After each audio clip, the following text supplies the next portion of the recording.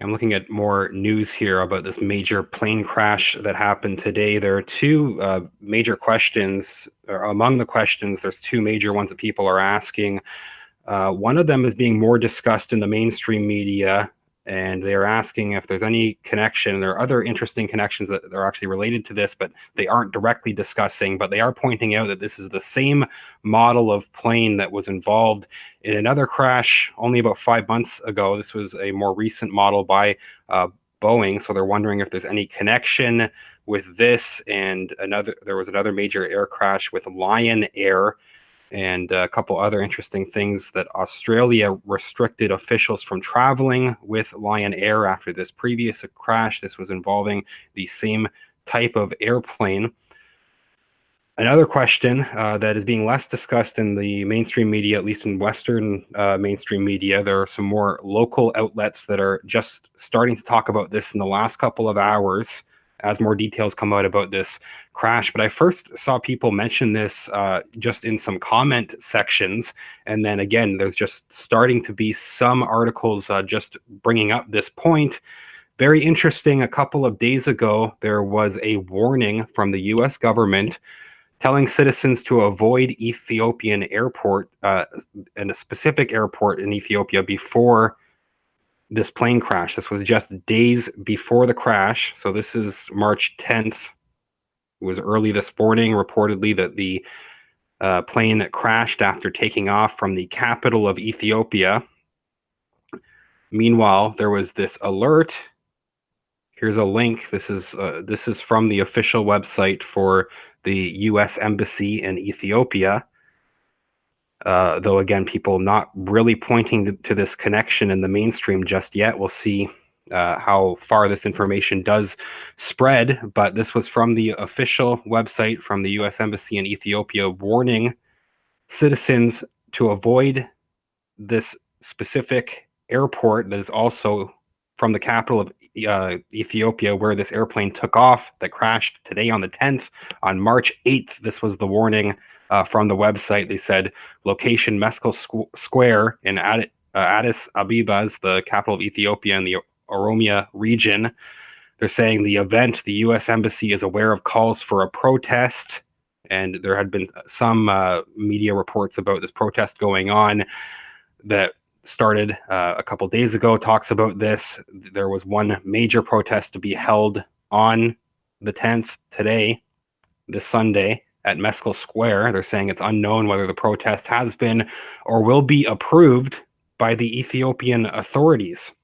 Protests have already occurred in many parts of the Oromia region since March 6th, and additional protests may materialize, but they're talking about today as being a specific date. And the second half of this warning, they're saying U.S. Embassy personnel are advised to avoid Meskel Square and limit movement around the capital. On Sunday, March 10th, U.S. government travelers have been advised not to arrive or depart airport on Sunday, March 10th. U.S. Embassy personnel are also temporarily prohibited from traveling to Oromia. So they're saying to limit movement and to avoid completely Addis Ababa, the capital of Ethiopia. That is where this plane just took off 2 days after that warning. People pointing that out as a major coincidence, if that is all that it is, but definitely something to point out. This was the article where they just give some more context. So they're saying that the U.S. government did warn citizens to avoid Ethiopian airports before the crash. It's now emerged that the U.S. government warned its citizens not to arrive or depart from this airport on March 10th, just 2 days before this Ethiopian Airlines plane crash early this morning. 149 passengers were on board and 8 crew members. Airlines have confirmed that all passengers and crew on board died on Sunday in the crashed jet, which was on flight from the capital to Nairobi. Ethiopian Airlines, in a statement, said aircraft lost contacts just 6 minutes after leaving the airport. And another thing people were pointing out was that from the early reports, it took much longer than that for them to actually locate the crash site. The fact that it took off just minutes after launching is similar to some of these other recent crashes. Again, the major one that people are pointing out, and this is a coincidence or possibly more than that, but something that actually is at least part of this being mentioned in the mainstream media, they are pointing out that it's the same plane model, a newer plane model by Boeing, that was involved in this Lion Air disaster just a few months ago, just about 5 months ago. On that crash, that was the crash again where they, just after that, late last year, Australia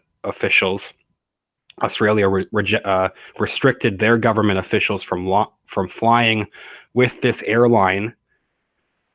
It was on this first or the crash from 5 months ago involving the same type of plane. This was from Jakarta in Indonesia, and there were 20 government officials that died on board that flight from Indonesia, from different ministries. They're pointing out, they're saying this was a crash from 5 months ago with the same type of plane. They were saying at the time the plane, which was carrying 2 pilots, 6 crew members, and 181 passengers in that case.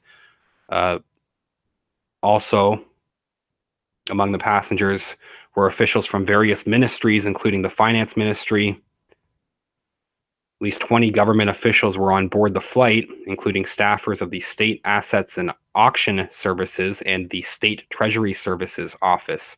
So this crash from 5 months ago, there were about 20 government officials from Indonesia that died on that crash.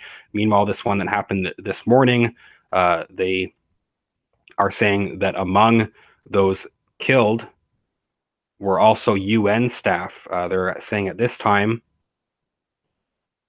19 UN staff perished in the crash.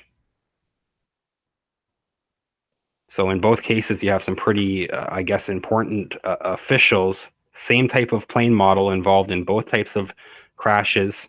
In the one from 5 months ago, you had 20 government officials from Indonesia that died in this plane crash. With the same type of plane today, you had 19 UN staff among those who died in this crash. Many more passengers also killed along with that, of course.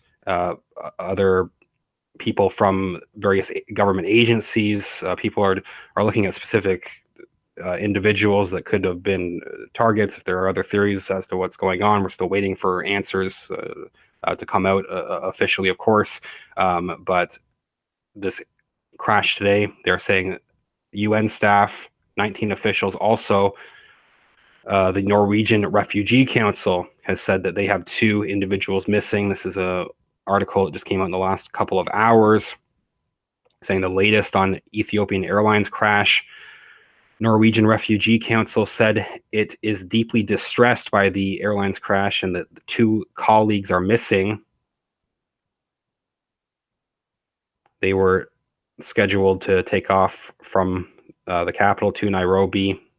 Statement gives no additional details on these officials at that time. They're going along with a timeline. There had been some more recent updates, but they're pointing out, again, a couple other individuals, government officials, along with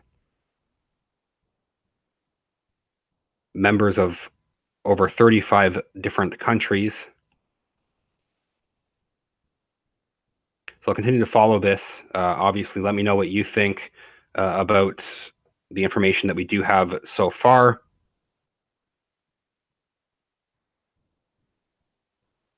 Leave a comment. I do have a link to my Patreon account and PayPal in the video description. You can support the channel over there, along with a link to the, I've included one link to the official U.S. Embassy in Ethiopia to directly look at that warning from March 8th. That was 2 days ago, just before this crash happened to take place at the very end of this warning. So we read the actual warning saying, again, to limit travel around the capital and that airport specifically, to avoid flying. They also say actions to take.